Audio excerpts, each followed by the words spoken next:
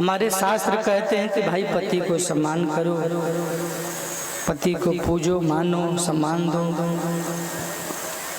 लेकिन हमारे और शास्त्र में आए हैं, यत्र नारी पूजन्ते रमन्ते तत्र देवता।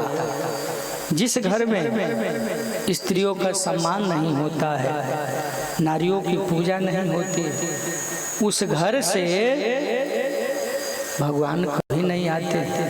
उस घर में, उस नगर में देवता भी वास नहीं करते हैं।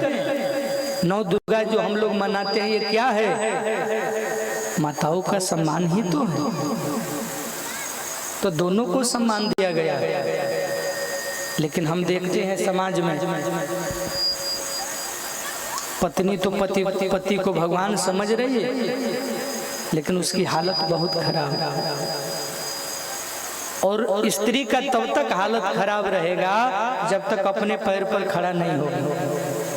अपनी रोटी अगर कोई कमाना सीख गया, नहीं 50,000 कमाए, 5,000 कमाए, पर अपना कमाए, उसके बाद फिर न किसी का शोषण करेगा न शोषण होगा। इस पुरुष प्रधान देश में, हमेशा से पुरुष प्रधान देश रहा है, इसी देश में स्त्रियों को, एक जवान लड़की है, 14 वर्ष में, 12 वर्ष में विवाह करा दिए, तब तक किसी रोग से उसका पति मर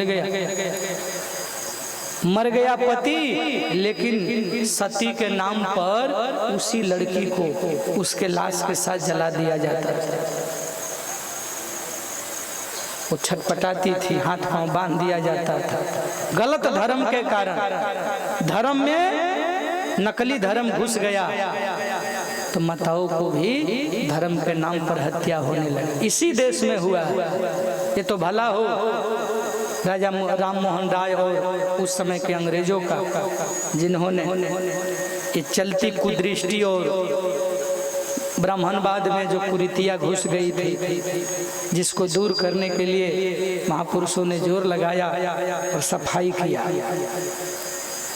किया और कुप्रथा जो चल पड़ी थी, उसको प्रथा को समाप्त किया।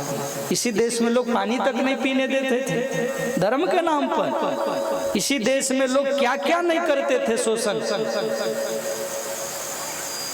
धर्म के नाम पर। आज भी हो रहे हैं। तो हम पति को भगवान माने, हम तो सामने देखते हैं पत्नी का क्या औकात है। अगर कमाती नहीं है तो जिधर से आता है पिटाई भी करता है, खाने को भी कम देता है, दहेज के नाम पर जला भी दिया जाता है। हो सके तो मिल करके मार देते हैं लोग, परिवार के सभी लोग मिलकर शोषण करते। ये कहाँ का न्याय है?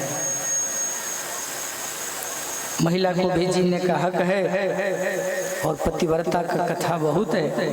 अभी आपने सुना,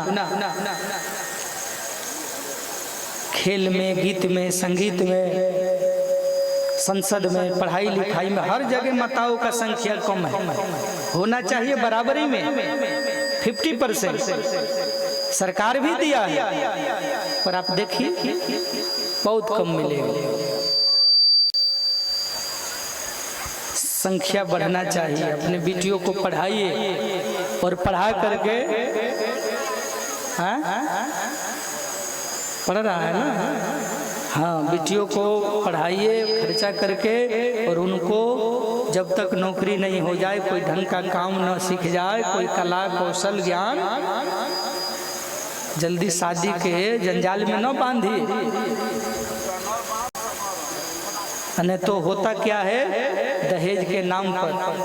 कल ही हमको एक फोन आया, बाबा 12 लाख पिताजी दहेज दिए, वो गाड़ी भी दिए, गहना भी दिए, और जिससे शादी हुआ वो उसका कुछ लीला हो रहा है। अब तो न पैसा आने वाला है हाथ में, 3 साल से केस भी चल रहा है, उससे कोई फायदा नहीं। जो भी गहना वगैरह था वो सब भी वो लोग कब्जा कर लिया, और हमारी जान मारने का फिरा ये भी चल रहा है इस समाज में।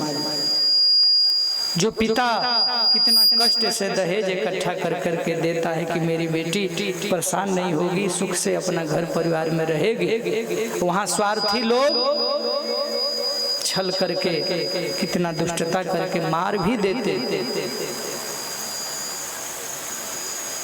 अब वो जाएगी तो कहाँ जाएगी, लोक लाज का भी भय है, किधर जाएगी। शादी हो चुका, वहाँ रहने जो है नहीं, रखने वाले हैं नहीं, केस लड़ते रहो, परेशान रहो।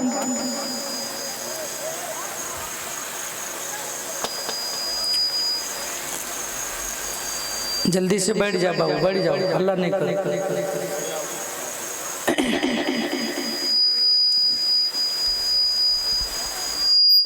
और आप लोग एक चीज देखिएगा, जिस घर में किसी का पति मर गया और पत्नी जिंदा है तो लगभग वो शादी नहीं करती है। अगर एक दो बच्चा संतान उसको है तो अपना 2 बच्चा लेके जिंदगी काट लेती है। लेकिन का नरेश जी,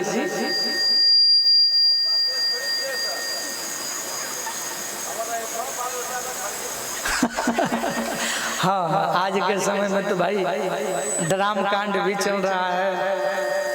और जब अब तो सासों और दामाद जब भाग रहे हैं तो